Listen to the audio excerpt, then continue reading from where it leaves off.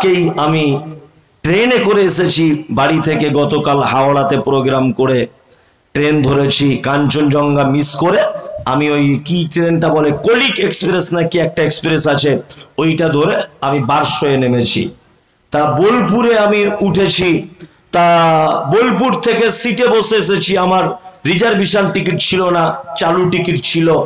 তা আমি রামপুর হাটে যখন এসেছি দেখলাম আমার সিটে একজন ভদ্রলোক চলে এসেছে আমার সিটে। তা লোকটা অনেকক্ষণ আমার মুখের দিকে দেখছে। ওনারা ওই কোনারক সিমেন্ট নাকি একটা আছে, ওনার ডিলার, মানে 20-50 জন মতো একই কম্পার্টমেন্টে উঠেছে, কোন কোম্পানির মিটিংয়ে গিয়েছিলেন মালদাতে, এই রামপুর হাটে। তা রামপুর হাটে উঠেছেন, প্রায় লোক দেখছে আমার দিকে, বারবার দেখছে, আর আমি সিট ছেড়ে তখন দাঁড়িয়ে আছি, বারবার দেখছে আমার দিকে। তা আমি একটু নিজে কৃতস্থ বোধ করছি যে আমার দিকে কেন ফিরছে, আমি বুঝতে পারছি ওরা আমাকে চিনতে পেরেছে। তাই লোকটা দেখলাম পকেট থেকে মোবাইলটা বার করে বারবার আমার দিকে তাকাচ্ছে আর মিলাচ্ছে, বুঝতে পারছি ডাল মে কুছ কালা হয়।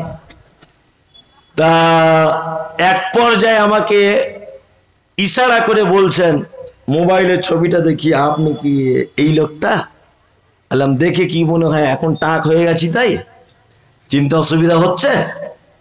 তা বলছে না, বুঝতে পারছি লোকটা আপনি, আমার বাপের মতো বয়স হবে লোকটার,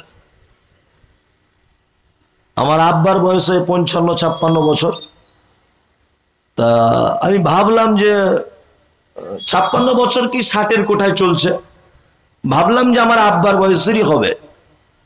তা লোকটা জানালার ধারে সিট উঠে গেছে, আমাকে বলছেন হুজুর আপনি বসুন। হচ্ছে না, অসম্ভব, আপনার থেকে অনেক অনেক আমি স্ট্রং আছি, আপনি বসুন, আমি ঠিক চলে যেতে পারবো বারশোই পর্যন্ত। লোকটা মানতেই চাইল না, বলছে আপনি যদি না বসেন আমিও দাঁড়িয়ে গেলাম। তখন আমি ভাবলাম যে আমি মমতাজুল ইসলাম, আমি দেখতে কত সুন্দর এটা কথা নয়, আমি কত বড় পাঞ্জাবি পরেছি এটা বড় কথা নয়, আমার কম্পার্টমেন্টে অনেক লোক ছিল, সোনার ব্রেসলেট পরে আছে, সোনার আংটি 4-5টা করে হাতে, বড় বড় মাথায় চুল আর সানগ্লাস পরা আর টকটকে চেহারা যুবক। একবারও কারো তাদের প্রতি দয়া হলো না। আমাকে অসংখ্য মানুষ বলছে 50 জনের ভিতরে আপনি অবশ্যই এসে বলুন। আমি তখন মনে মনে ভাবছি, আল্লাহ তুমি যে কথা বলেছো, তুমি যে কথা বলেছো যে দিনের জ্ঞান অর্জন করলে তার সম্মান বাড়াতে বাড়াতে বাড়াতে এমন জায়গায় পৌঁছে দিব যে মানুষের ধারণার বাইরে। তার দৃষ্টান্ত লোকমান হাকিম, সাধারণ কালো কুচকুচে আফ্রিকার মানুষ, আল্লাহ সুবহানাহু ওয়া তাআলা তার নাম কোরআন মাজিদে লিপিবদ্ধ করেছেন। এত জ্ঞানী মানুষ ছিলেন। লোকমান হাকিম একজনের দরজাতে কাজ করতেন। মালিক একদা জিজ্ঞাসা করে বলছে, লোকমান আজকে রান্না কি হয়েছে বাড়িতে? লোকমান বলছে আজকে বকরি জবাই হয়েছে। লোকমানকে বলা হচ্ছে বকরির দেহের সব থেকে দামি অংশটা আমার কাছে আনো, প্লেটে করে আমি খাবো। লোকমান হাকিম প্লেটে করে আনলেন ওই বকরিটার জিভ আর আনলেন হৃৎপিণ্ড, প্লেটে করে দেওয়া হলো, মালিক খেয়ে নিলেন। কিছুদিন পরে লোকমান হাকিমকে তার মালিক আবার জিজ্ঞাসা করে বলছে, লোকমান হাকিম আজকে কি রান্না হয়েছে বাড়িতে? বলছে আজকে আবার বকরি কাটা হয়েছে হুজুর। বলছে তাহলে এক কাজ করো, বকরির দেহের সব থেকে নিকৃষ্ট যে অংশটা সেই অংশটা আমার কাছে আনো, আজকে খাবো। লোকমান হাকিম সেই দিনও প্লেটে করে এনেছেন তার জিভ এবং তার হৃৎপিণ্ডটাকে। তখন মালিক বলছে, লোকমান কি সর্বনাশ, আগের দিনে ভালো মনে করে এটা দিলে, আজকে আবার খারাপ বলে এটা দিলে, কারণ কি? লোকমান হাকিম বলছেন, মালিক আপনি শুনুন, আমার কাছে ওহী আসে না, আমি বিদ্যালয়ে পড়াশোনা করিনি, তবে আমার জ্ঞানের ব্যাপারে এত প্রজ্ঞা রয়েছে, এত দক্ষতা রয়েছে, এত প্রখরতা রয়েছে। আমি এতটুকু জিনিস জানি, একটা মানুষের দেহে দুইটা জিনিস জিনিস যদি ভালো থাকে টোটাল মানুষটাই সে ভালো। একটা মানুষের দেখে দুটি জিনিস যদি খারাপ হয়ে যায় তাহলে টোটাল মানুষটাই সে খারাপ। শুনুন জাহাপন আপনাকে বলি, একটা মানুষের দেখে যদি তার হৃৎপিণ্ড অর্থাৎ তার মন অর্থাৎ তার হৃদয় আর তার জীব এই দুটো জিনিসকে যদি কেউ হেফাজত করে নিতে পারে তাহলে সেই লোকটা হচ্ছে ভালো লোক। আর এই দুটো জিনিসকে যদি কেউ হেফাজত না করতে পারে, মুহাম্মদ সাল্লাল্লাহু আলাইহি ওয়াসাল্লামের ভাষাতে সারা পৃথিবীর সবথেকে নিকৃষ্ট লোক ওই লোকটাই। এত জ্ঞানী ছিলেন লোকমান হাকিম। আপনারা যারা বাপ হয়ে বসে আছেন, ওই কোরআন মাজিদটা আচ্ছা থাক, কোরআন মাজিদটা থাক, আপনারা যারা বাপ হয়ে বসে আছেন আপনাদের কাছে বিনীত অনুরোধ, আপনার ছেলেকে আপনি কি শিক্ষা দিবেন প্রাথমিক পর্যায়ে। এক, প্রথমে একটা কথা বলে এসেছি, ভোলার চেষ্টা করিয়েন না। এক, ইকরা বিইসমি রাব্বিকাল্লাযী খালাক, নবী আপনি পড়ুন আপনার রবের নামে, যিনি আপনাকে সৃষ্টি করেছেন। পড়তে হবে কার নামে? কথা বলুন, আল্লাহর নামে, তাই তো? এই দেখুন আল্লাহ তাআলা লোকমান হাকিম তার বেটাকে কয়েকটা উপদেশ দিচ্ছেন, কয়েকটা শিক্ষা দিচ্ছেন। আল্লাহ এই শিক্ষাটাকে এত পছন্দ করলেন যে কোরআন মাজিদে নোট করে দিলেন। সুবহানাল্লাহ। আমরা আজকের লোকমান হাকিমের মতো আমাদের বেটাদেরকে বাড়িতে গিয়ে এই কটা শিক্ষা দিব। হাত তুলুন ইনশাআল্লাহ, ইনশাআল্লাহ হাত তুলুন। আপনার বেটাকে বলে দিবেন ইনশাআল্লাহ, ইনশাআল্লাহ। এক, লোকমান হাকিম তার বেটাকে বলছে, ওয়াইজ ক্বালা লুকমান লিইবনিহি ওয়া হুয়া ইয়াইযুহু ইয়া বুনাইয়া লা তুশরিক বিল্লাহ ইন্নাশ শিরকা লাযুলমুন আযীম। বেটা শোনো, বেটা শোনো। লোকমান হাকিম তার বেটাকে বলছে, শোনো, ইয়া বুনাইয়া, হে আমার বেটা, লা তুশরিক বিল্লাহ, কখনোই তুমি শিরক করে দিও না। ইন্নাশ শিরকা লাযুলমুন আযীম, নিশ্চয়ই শিরক বড় জুলুম। আল্লাহ তাআলা কোরআন মাজিদে বলেছেন, কু আনফুসাকুম ওয়া আহলিকুম নারা, মানুষ তুমি নিজে জাহান্নাম থেকে বাঁচাও, তোমার পরিবারকে জাহান্নাম থেকে বাঁচাও। একটা পরিবারকে জাহান্নাম থেকে বাঁচাবার সর্বোৎকৃষ্ট এবং সর্বপ্রথম যে শিক্ষা দেওয়া লাগবে সেটা হচ্ছে আপনার বেটা বেটিকে একটাই শিক্ষা, বেটা বেটি শোনো, শিরক করো না। পৃথিবীতে এর থেকে আর কোনো বড় পাপ নেই। শিরক মারাত্মক বড় পাপ। শিরক মানে বুঝেন? শিরক মানে বুঝেন তো? হ্যাঁ, বলছে আল্লাহর সাথে শিরক করা। আল্লাহু আকবার। আমরা যে যেমন পারি তেমন করে বুঝেছি, তাই না? আমি সহজ বাংলাতে আপনাকে বোঝানোর চেষ্টা করি, যদিও এ ব্যাপারে আমার সোশ্যাল মিডিয়াতে অনেক বক্তব্য আছে, তারপরেও কথার পরিপ্রেক্ষিতে বলে দিতে হচ্ছে। এক, শিরক হচ্ছে ওই পাপ, শিরক হচ্ছে ওই জিনিস, আল্লাহর যে ক্ষমতা আছে এই ক্ষমতা পৃথিবীর অন্য কারো আছে এটা মনে করা শিরক। সহজ বাংলা বোঝাতে পারলাম? আল্লাহর যে ক্ষমতা আছে এই ক্ষমতা পৃথিবীর অন্য কারো আছে এটা মনে করা শিরক। রুজি এ মালিককে, হায়াত মালিককে আল্লাহ। আমরা শিরকের বিপরীতে আছে তাওহীদ, তাই তো? আসলে তাওহীদ যদি কেউ না বুঝে সে শিরক বুঝবে না, আবার কেউ যদি শুধু শিরক বুঝে যায় তাও হবে না, তাকে তাওহীদ বুঝা লাগবে।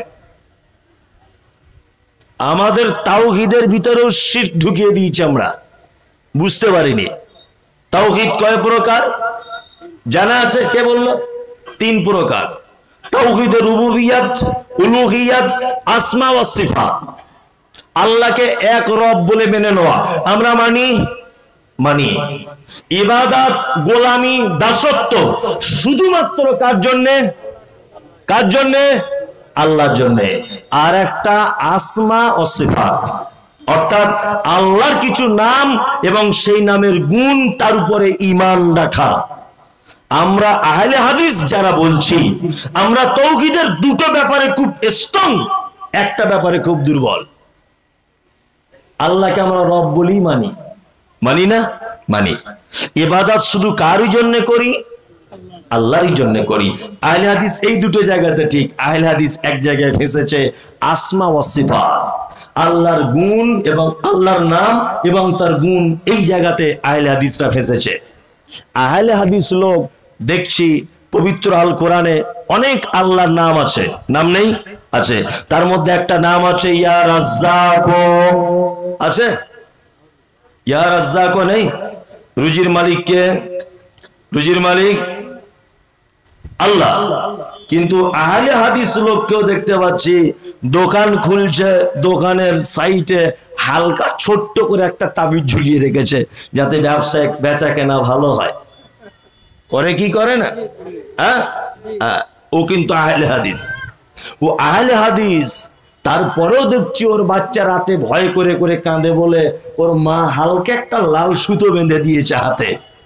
দেয় কি দেয় না? দেয়। ব্যবসাদার ব্যবসা করে, দোকান খুলেছে, কেউ ধারে মাল নিতে গেছে, দোকানদার বলছে এখনো বউনি হয়নি, ধারে মাল দেওয়া যাবে না। বলে কি বলে না? দোকান খুলেই দেখছি ধূপ বাতি জ্বালাচ্ছে। ধূপ বাতি তোমার কি উপকার করতে পারে? ও তো মাটি, কাঠের গুঁড়ো, গোবর এই সব দিয়ে তৈরি হয়। ও তোমার ভালো মন্দ কি করতে পারে? আহলে হাদিস।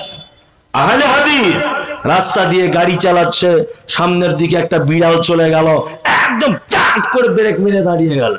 বলছে ঘটনা কি? বলছে অ্যাক্সিডেন্ট হয়ে যেতে পারে, এই যে বিড়াল দাগ কেটে দিয়ে চলে গেল। ও তো বিড়ালও 10 পয়সা দাম নাই, ও আপনার ভালো মন্দ কি করে দিতে পারে? আহলে হাদিস তাওহীদের দুটো ব্যাপারে স্ট্রং, একটা জায়গাতে দুর্বল, রুজির ব্যাপারে দুর্বল নয়। ব্যবসা করছে মিথ্যা কথা বলে, ব্যবসা করছে মাল 2 নম্বরই করে, ব্যবসা করছে মালে ভেজাল দিয়ে, ব্যবসা করছে মিথ্যা কথার আশ্রয় নিয়ে, করছে কি করছে না? তার মানে একটা বুঝে নিতে হবে তাওহীদের এই জায়গাটা আমরা দুর্বল, যে রুজির মালিক আল্লাহ, রুজি উপর থেকে ফয়সালা হয়, তাই না? রুজি কার থেকে ফয়সালা হয়? উপর থেকে হয়।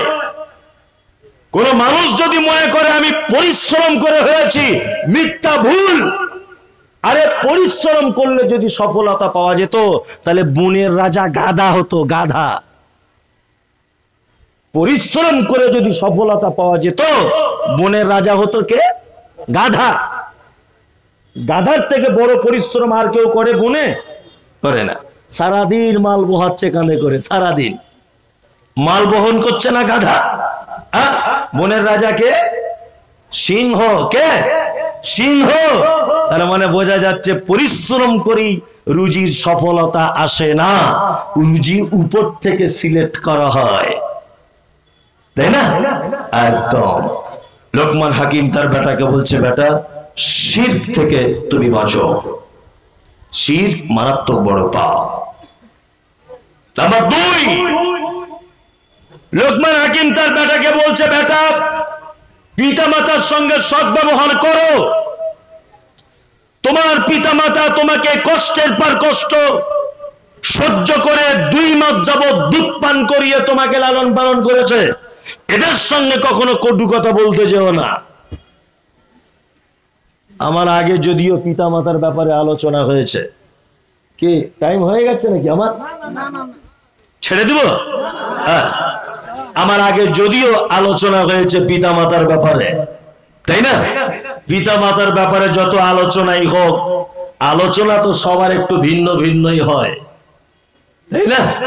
আমি কলকাতার মানুষ, আমার ভাষাটা একটু মনে হচ্ছে অন্য অন্য রকম, আবার আমাকে কোনোদিন দেখেননি, দেখতেও অন্য অন্য রকম। কেউ কেউ বলছে সোশ্যাল মিডিয়াতে বুড়ো বুড়ো লাগে, এখানে দেখছি ইয়াং, তো মানে যে অনেক কথা বলছে। তাহলে ঠিক তেমন স্বাদেরও ডিফারেন্স হবে ইনশাল্লাহ।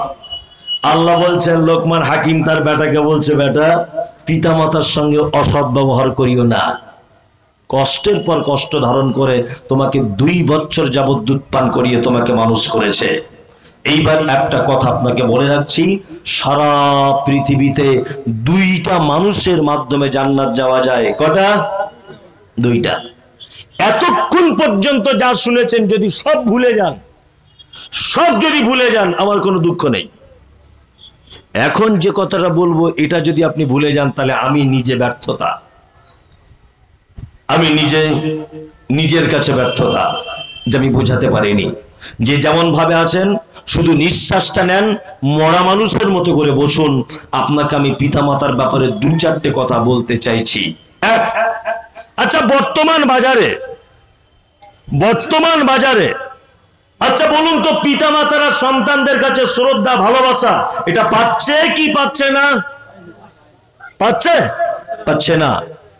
এবার আপনাকে বলছি, আচ্ছা বলুন তো এর জন্য দায়ী কে, সন্তানেরা না পিতামাতার পক্ষ, কোনটা? এই জায়গাটা কিন্তু গোলমাল।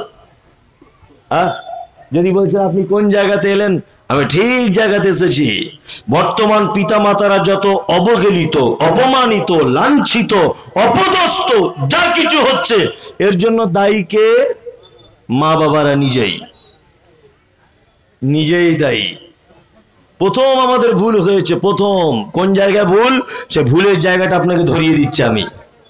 এক, আল্লাহ নবী সাল্লাল্লাহু আলাইহি ওয়াসাল্লাম বলেছেন একটা মেয়েকে বিবাহ করো চারটে গুণ দেখে। কটা? চারটা। এক, মেয়েটা সুন্দরী কিনা দেখো। দুই, তাদের বংশ ভালো কিনা দেখো। তিন, টাকা পয়সা আছে কিনা দেখো। চার, দিনদারিতা আছে কিনা দেখো। তাই না? আপনি এবার আপনার মেয়ের বেটার বউ দেখতে গেছেন, গিয়ে মেয়েটাকে পাশে বসিয়ে বলছেন, মা তোমার নাম কি? বলছে আমার নাম শাকিলা। বলছে আলহামদুলিল্লাহ, খুব সুন্দর নাম তো। মা তোমার আব্বুর নাম কি? বলছে আব্দুল্লাহ। বলছে আলহামদুলিল্লাহ, খুব সুন্দর নাম। তোমার আব্বু নামাজ পড়ে মা? বলছে না। তোমার মা? বলছে না, নামাজ পড়ে না। তুমি নিজে নামাজ পড়ো মা? আমিও পড়ি না। আচ্ছা এবার বলো তোমার আব্বুর কি আছে? না, আমার আব্বুর ওই কিষানগঞ্জ মেন রোডের ধারে চারটে দোকান আছে, খুব বড় বড়, আর তিনটে বাস আছে শিলিগুড়ি থেকে কলকাতা পর্যন্ত, নাইট কোচে ভাড়া খাটে। আর জমি জায়গায় 35-40 বিঘে মতো আছে, তিনটে ট্র্যাক্টর আছে। বলছে তোমরা কটা ভাই? বলছে আমার ভাই নেই, আমি বাপের একটাই বেটি। তখন ওই বুড়ো লোকটা মনে মনে ভাবছে, উরি বাবা সাংঘাতিক ব্যাপার, তার মানে এই বুড়ো মরলেই সব জমি আমার বেটার। বোঝার চেষ্টা করো, সব জমি আমার বেটার। লাস্টে বলছে মা তুমি পড়াশুনো কতটা করেছো? বলছে আমি উচ্চ মাধ্যমিক পাস করে বসে আছি। বলছে মা এখন কিছু করো না? এখন কিছু করি না, ওই বড় মোবাইলে মাঝে সাঝে টিকটকের ভিডিও করি। বাহ, তুমি আবার টিকটকও করো? হ্যাঁ। চাচা বাড়িতে গিয়ে বলছো, ওগো আব্দুল সাইফুলের মা, শোনো শোনো শোনো শোনো, সাংঘাতিক মেয়ে পেয়ে গেছি, একদম মেন রোডের ধারে চারটে দোকান আর তিনটে বাস, কোটি কোটি কোটি কোটি টাকার ব্যাপার। আবার শুধু তাই না, মেয়ের বাপের আছে যেমন, মেয়ে আবার টিকটকের নায়িকা। তখন স্বামী স্ত্রী যুক্তি করে বলছে এ কাজ একদম দেরি করা যাবে না, কালকে হলে কালকে, পরশুদিন হলে পরশুদিন। বিয়ের ডেট ঠিক করে বৌমা বাড়ি নিয়ে চলে এসেছে। বলুন নবীজি বলেছেন বংশ ভালো কি দেখো, ওটা বাদ চলে গেল। নবী বলেছেন তার ভিতরে দিনদারিতা আছে কি দেখো, ওটা বাদ চলে গেল। সবটাই বাদ চলে গেল, ও এখন টাকার পিছনে পড়েছে। অথচ নবীজি বলেছেন তিনটে যদি না থাকে, রূপ না থাকে, বংশ খারাপ হয়, অর্থ না থাকে, তাতেও অসুবিধা নাই, তবে সে যদি দিনদারিনী মহিলা হয়, তোমার বেটার জন্য তুমি নিজে বিবাহের জন্য তাকে প্রস্তাব দাও, সমাজে বিশৃঙ্খলা হবে না, ফাসাদ সৃষ্টি হবে না। এই চাদরওয়ালা ভাই, আপনি একটু বসুন, একটুখানি বসে যান দয়া করে। আমি বলছি, আমি শেষের পর্যায়ে চলে এসেছি, বসুন। তাহলে আমরা সব বাদ দিয়ে দিয়েছি, বৌমা চয়েস করেছি টাকাওয়ালা দেখে। তাহলে টিকটকের নায়িকা যদি বাড়ি বৌমা করে আনেন, তাহলে সামনে কি প্লেটে করে ডিম সিদ্ধ দিবে, না সকাল হলে ঝাঁটা দেখাবে? ঝাঁটা দেখাবি, কিছু করার নাই। আগে বৌমা নির্বাচন করুন, তাই না? জি, আব্বা মায়ের দোষ আমি বুঝে নিলাম। তারপরেও যুবক, তোমার কাছে এটা আমার বিনীত অনুরোধ, তুমি তোমার আব্বা মায়ের সঙ্গে অসৎ ব্যবহার করতে পাবে না। তুমি ঈমান নিয়ে এসেছো, তোমার আব্বা এখনো হিন্দু, এখনো মুশরিক, তোমার মা এখনো মুশরিকা, তারপরেও নবীজি বলছেন তুমি তোমার মায়ের সঙ্গে অসৎ ব্যবহার করতে পারবে না। আল্লাহ বলছেন পারবে না।